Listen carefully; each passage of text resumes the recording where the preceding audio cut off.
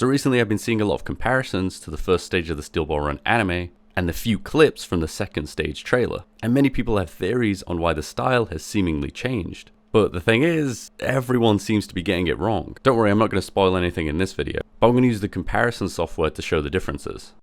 So with the first one here, I've tried to line it up the best I can, and we sort of near enough have it at the same angle. But why does it feel so different? Well, the nose is much thinner, and even the ears are a little bit different here.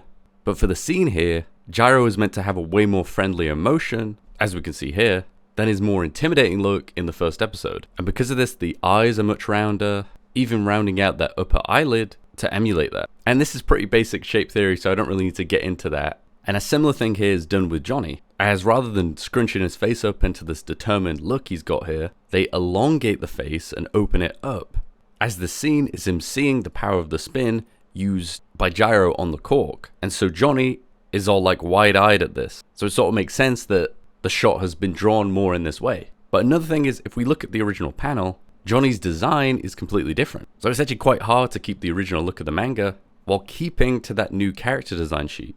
Some people are even suggesting that this is the anime adapting the later style of the manga. But if we look at this shot from later on in the season, Johnny is back on model. I mean, that's kind of the thing with anime production as well. Some frames can even be too on model. Like this shot here is not the same shot as this. And then this shot is completely different to this shot, but they look the exact same pretty much.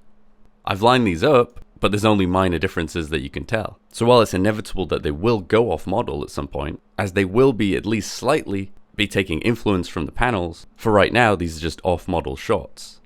Another one from the Reddit post is this shot of Gyro throwing the steel balls, as this shot of Gyro is extremely close to one found in the first stage. And this is pretty off model. I mean, the lighting is off because they're trying to go for a different color palette, but the reason it wasn't cleaned up so much on model was because of the animator's intention. Meaning the more you correct a shot like this, the more sort of source you lose from it. And I mean, it's not like they're not correcting most shots, but they do let artists go off model. And when they do, it's usually for a stylistic moment of animation. Or this whole thing could be, and this is usually the case, it coming down to time constraints.